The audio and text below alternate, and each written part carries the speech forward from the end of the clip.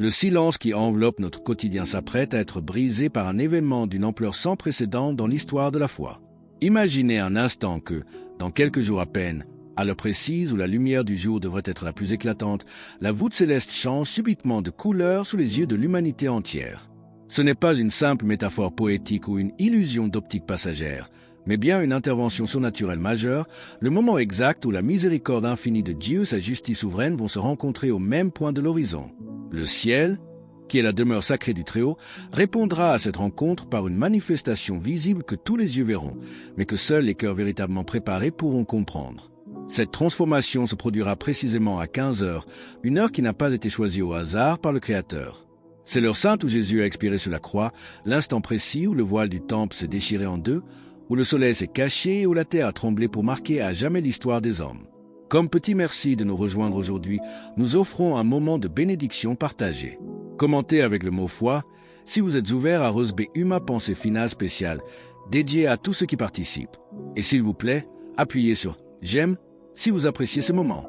Restez bien avec nous, car au fur et à mesure que notre histoire se déroule, nous découvrirons une perspective sur cet événement céleste qui pourrait vraiment vous surprendre. À 15 heures précises, le ciel parlera à nouveau au monde. Et si la Vierge Marie verse des larmes en cet instant, c'est parce qu'elle sait pertinemment combien d'âmes ne seront pas prêtes à entendre ce message de conversion. Ce signal grandiose n'est pas une condamnation précoce, mais un ultime appel maternel, lancé à une génération qui s'est égarée dans le bruit et les illusions. Marie ne pleure pas parce que vous êtes perdu pour toujours, mais parce que le temps accordé pour revenir vers Dieu diminue de jour en jour sous nos yeux. Le ciel s'apprête à déployer sa splendeur pour réveiller notre pays de sa léthargie spirituelle, mais ce premier embrasement de la voûte céleste ne constitue que le prélude d'un examen de conscience beaucoup plus intime et bouleversant. Alors que l'atmosphère commencera à se teinter d'une nuance inconnue, chaque homme se retrouvera soudainement face au miroir de sa propre âme, ouvrant la voie à une révélation intérieure d'une intensité redoutable. Pour bien saisir la portée de cet événement, il convient de regarder comment le ciel a toujours communiqué avec l'humanité à travers les âges. Dans les textes sacrés, la voûte céleste a constamment servi de miroir à la volonté divine, un espace où le Très-Haut inscrit ses messages les plus solennels pour guider ou avertir ses enfants. Rappelez-vous les colonnes de feu qui guidaient le peuple à travers le désert, l'étoile mystérieuse qui a conduit les mages vers la crèche de Bethléem, ou encore les ténèbres épaisses qui ont enveloppé la terre au milieu du jour lorsque le Fils de Dieu a rendu son dernier soupir sur la croix. Le ciel n'est pas un simple vide physique au-dessus de nos têtes, il est une langue vivante que Dieu utilise pour parler directement à la terre. Lorsque l'ordre naturel se modifie de la sorte, c'est que le Créateur s'apprête à poser un acte historique. Cette transformation chromatique sera un message direct, universel, qui n'aura besoin d'aucune traduction humaine et qui s'imprimera instantanément dans l'âme de ceux qui se tiendront prêts. Cependant, être prêt ne signifie pas avoir atteint une perfection absolue ou être un saint déjà canonisé. Être prêt signifie simplement posséder un cœur brisé et humble, capable de reconnaître sa propre misère et son besoin viscéral de la grâce divine. C'est avoir la disposition intérieure d'accueillir ce que le ciel va manifester, sans chercher à filtrer par la seule raison humaine ce que seule la foi pure est capable de concevoir et d'embrasser. La Sainte Écriture nous éclaire magnifiquement à ce sujet dans la première épître aux Corinthiens 1h27. Mais Dieu a choisi les choses folles du monde pour confondre les sages. Dieu a choisi les choses faibles du monde pour confondre les fortes. C'est cette même simplicité d'esprit qui permettra aux humbles de tenir debout, tandis que les esprits superbes s'égareront dans de vaines explications. Les larmes de Notre-Dame coulent pour ceux qui, par orgueil ou par paresse, refuseront de voir la main du Créateur derrière ce voile transformé. Ce signe céleste n'annonce pas une destruction totale ou immédiate de notre monde, mais il agira comme un puissant révélateur, une ligne de démarcation spirituelle entre la lumière et les ténèbres. Il provoquera une séparation nette entre ceux qui veillent dans la prière et ceux qui dorment du sommeil de l'indifférence. Après cet instant précis, la perception de votre existence ne sera plus jamais la même. Une clarté nouvelle habitera le cœur des croyants, leur donnant la force nécessaire pour affronter les temps nouveaux qui s'avancent. Alors que la voûte céleste se préparera à changer d'aspect, une invitation urgente va retentir pour purifier le temple de notre cœur de toutes les scories accumulées par les années de compromission. La confrontation avec ce signe céleste à venir nécessite dès aujourd'hui d'ouvrir un espace de vérité au plus profond de notre être. Chacun d'entre nous porte en lui un fardeau invisible fait de culpabilités anciennes, d'actes regrettés, de promesses non tenues ou de relations qui se sont brisées à cause de l'orgueil humain. Ces ombres ne disparaissent pas d'elles-mêmes, elles accompagnent nos réveils entre nos nuits de leur présence silencieuse. Devant l'imminence d'une manifestation surnaturelle, ce poids intérieur peut devenir encore plus écrasant, laissant poindre la crainte d'être définitivement rejeté ou indigne du salut. Pourtant, L'avertissement de la Vierge Marie n'est pas une condamnation, mais un cri d'amour maternel destiné à nous arracher au danger. Le temps qui nous sépare de cette grandeur est un temps de pure miséricorde qu'il convient de saisir sans plus attendre, non pas la semaine prochaine ou lorsque l'existence sera plus calme, mais en cet instant précis. Afin de purifier le temple de notre cœur avant cette échéance solennelle, la première démarche concrète consiste à faire un examen de conscience authentique, courageux et rigoureux. Il ne s'agit pas d'un retour rapide sur notre journée au moment de fermer les yeux, mais de s'asseoir seul devant le Seigneur pour examiner nos manquements, nos omissions volontaires et les torts que nous avons pu causer à autrui. Pour les croyants, cet exercice de vérité doit impérativement culminer dans le sacrement de la confession. Il faut franchir le seuil du confessionnal avec humilité, en se rappelant que le prêtre est là pour incarner l'accueil et le pardon du Christ, et non pour prononcer un jugement. Dieu connaît déjà les replis les plus secrets de votre parcours. Ce qu'il attend de votre part, c'est l'humilité de les exprimer à haute voix afin de briser les chaînes du passé et de retrouver la paix. La seconde exigence de ces préparations est la réconciliation sincère avec ceux qui nous ont blessés ou que nous avons offensés. Les prophéties sont constantes à ce sujet. Aucune prière ne peut s'élever vers le ciel avec efficacité si le cœur demeure empoisonné par la rancœur. On peut multiplier les dévotions extérieures, réciter des rosaires entiers ou assister à toutes les liturgies. Si l'on refuse de pardonner, on retient soi-même les bénédictions divines. Le pardon est un choix de liberté personnelle qui remet la justice entre les mains de Dieu et libère l'âme de sa prison de haine. Alors que le moment de la manifestation approche à grands pas, une consigne de prudence très spécifique a été transmise pour encadrer cette journée de grâce, invitant chaque fidèle à un retrait total du monde matériel. La recommandation céleste pour cette journée historique est d'une précision absolue. Il est demandé à chacun de demeurer chez soi, dans le recueillement, entre 14h et 16h. Cette orientation n'a rien d'une superstition ou d'une peur irrationnelle, elle découle de la nature même de ce qui va s'accomplir sous nos yeux. Ce moment exigera un état d'attention, de contemplation et d'oraison qui s'avère totalement incompatible avec le tumulte des transports, les obligations du travail ou la précipitation des courses quotidiennes. Cette fenêtre de 2 heures doit être sanctuarisée. Il convient de ne programmer aucun déplacement, d'annuler les voyages prévus et de faire tout ce qui est en notre pouvoir pour installer notre foyer dans une atmosphère de paix et de silence. À l'heure dite, détachez-vous de vos écrans, interrompez vos activités et tournez vos regards vers la voûte céleste avec l'humilité d'un enfant qui se tient devant son Père céleste. Si ce message résonne profondément en vous et que vous vous sentez poussé à affirmer votre foi en cet instant, partagez Amen dans les commentaires ci-dessous. Ouvrez les yeux de votre cœur et priez avec vos propres mots, car la prière sincère est la seule langue que le Seigneur comprend sans intermédiaire. Le monde traverse une crise spirituelle d'une gravité exceptionnelle, et ce constat ne relève pas d'un pessimisme infondé, mais d'une lecture lucide de notre époque. Nous assistons à l'effondrement des repères moraux, à la déstructuration des familles et à une confusion grandissante qui s'infiltre jusque dans nos institutions les plus sacrées. La violence, la cruauté et l'indifférence progressent chaque jour, tandis qu'une immense majorité d'hommes vivent désormais comme si Dieu n'existait pas, ignorant les conséquences éternelles de leur choix terrestre. Notre-Dame voit cette dérive et ses larmes expriment la douleur d'une mère qui voit ses enfants courir vers un précipice sans en avoir conscience. Elle utilise les lois de la création pour nous envoyer un signal d'alarme ultime. Ce choix d'une telle date ne doit rien au hasard, car rien n'est fortuit dans le plan de la Providence. Dans la tradition chrétienne, le chiffre 5 évoque instantanément les 5 plaies sacrées du Christ, ces marques douloureuses par lesquelles l'humanité a été rachetée sur la croix. Ce signe portera en lui le souvenir de ce sacrifice suprême, rappelant que la souffrance du Sauveur n'a pas été vaine mais qu'elle doit être accueillie dans un cœur libre et consentant.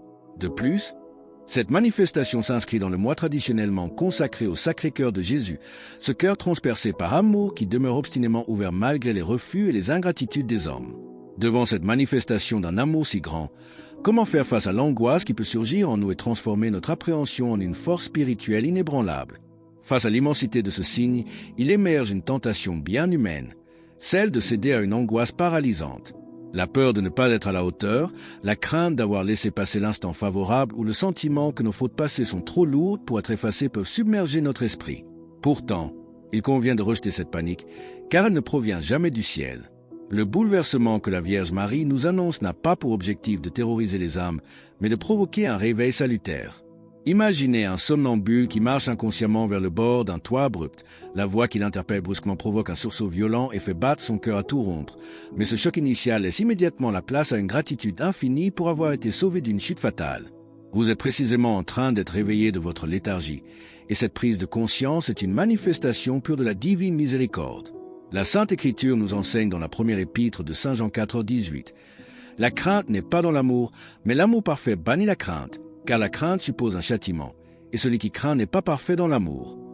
C'est cet amour parfait qu'il nous faut accueillir pour chasser les doutes qui emprisonnent notre liberté. Préparer son âme à cette rencontre ne demande pas des années d'études théologiques approfondies ou une perfection inaccessible. Le Seigneur ne quantifie pas la sophistication de nos prières, mais il scrute la vérité de notre intention. Il distingue en un quart de seconde une démarche sincère d'une simple mise en scène extérieure, un cœur profondément rendu à sa grâce d'un esprit verrouillé par le loquet de l'orgueil. Quel que soit votre parcours, vos erreurs ou la lourdeur du sac que vous portez, il vous suffit d'un élan d'honnêteté authentique pour que la grâce s'engouffre dans votre vie. Dans les jours qui nous séparent de cette grande échéance chrétienne, intensifiez votre vie d'oraison. Si vous priez déjà, augmentez la ferveur de vos demandes. Si vous avez abandonné cette habitude, reprenez-la dès ce soir. Le chapelet n'est pas une formule magique, mais une méditation profonde des mystères du Christ à travers le regard pur de sa Sainte Mère. Engagez-vous à réciter un rosaire quotidien, ou du moins une dizaine avec une attention soutenue. Associez à cette prière un jeûne volontaire, qui ne doit pas nécessairement être extrême. Il peut s'agir de se priver d'un aliment apprécié, d'un confort habituel ou de s'éloigner des écrans de nos téléphones pendant quelques heures. Cet acte de renoncement réaffirme la souveraineté de l'esprit sur le corps, déclarant que seul Dieu dirige notre existence. Alors que nous rebâtissons notre forteresse intérieure, l'attitude du monde face aux miracles célestes viendra tester la solidité de nos fondations spirituelles. Lorsque ce bouleversement se produira sous les yeux de l'humanité, l'attitude du monde face aux miracles célestes viendra tester la solidité de nos fondations spirituelles. Il y aura inévitablement une immense confusion générale, et les cercles rationalistes s'empresseront de multiplier les explications scientifiques pour tenter de réduire ce prodige à un simple phénomène atmosphérique. On vous parlera de réfraction de la lumière, de coïncidences climatiques rares ou de perturbations magnétiques exceptionnelles.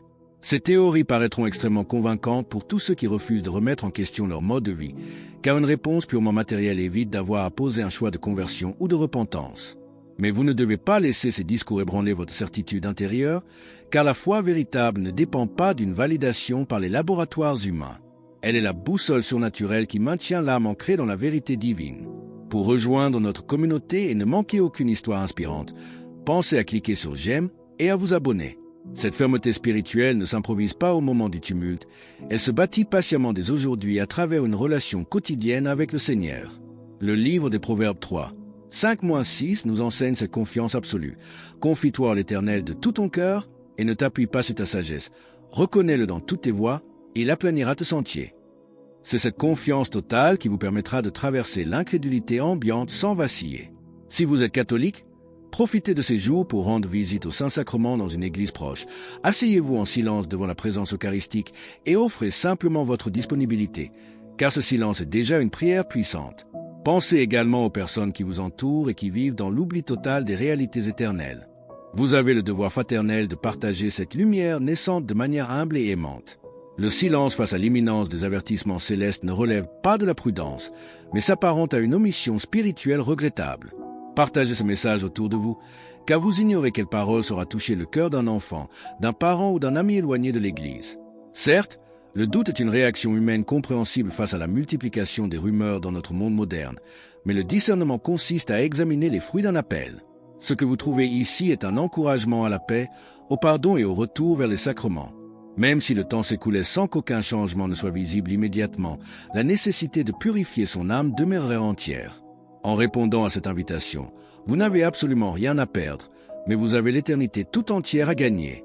Alors que le moment d'intensité approche, les promesses de Notre-Dame se profilent pour guider les croyants vers un dénouement glorieux. L'échéance qui se profile à l'horizon céleste ne constitue pas le dénouement tragique de notre histoire, mais le prélude magnifique d'un renouveau spirituel d'une ampleur inégalée. Les prophéties indiquent avec clarté que ceux qui accueilleront ce signe avec un cœur ouvert et purifié entreront immédiatement dans un temps de grâce accélérée. Ce sera une période bénie où les prières obtiendront des réponses d'une rapidité surprenante, où les guérisons intérieures et physiques se multiplieront, et où l'amour du Seigneur se déploiera sous des formes totalement inédites dans votre existence. Le ciel ne nous promet pas une traversée facile et exempte de tempêtes, mais il nous garantit que nous ne serons jamais abandonnés à nos propres forces au milieu de la tourmente. La barque qui transporte la foi véritable ne peut pas sombrer, même lorsque les vagues les plus sombres menacent de submerger la proue. Le Seigneur utilise la splendeur de sa création pour graver son message dans le ciel, afin que nul ne puisse douter de sa présence réelle et de la valeur inestimable de chaque âme humaine. Sa grâce ne s'impose jamais par la force, Elle s'offre délicatement, et il nous appartient d'ouvrir nos mains pour la recevoir dignement. L'orgueil, le doute et la méfiance sont les seuls verrous qui maintiennent la porte de notre cœur close face à l'océan de miséricorde qui frappe à notre porte. En cet instant précis, vous n'êtes pas seul dans ce cheminement de conversion. Une immense chaîne invisible de prières se tisse à travers le monde, unissant des milliers d'âmes qui choisissent de revenir vers le Père. En répondant fidèlement à cet appel maternel de la Vierge Marie, vous devenez une présence vivante et un témoin lumineux du triomphe final de son cœur immaculé. Alors que nous concluons sur ce changement de couleur du ciel et les avertissements du ciel, nous vous invitons à déclarer votre foi. Commentez « Jésus est roi ci-dessous » pour affirmer cette vérité avec nous. Et votre parcours ne doit pas s'arrêter ici. Cliquez sur la vidéo qui apparaît maintenant sur votre écran pour un autre message puissant que nous avons préparé pour vous.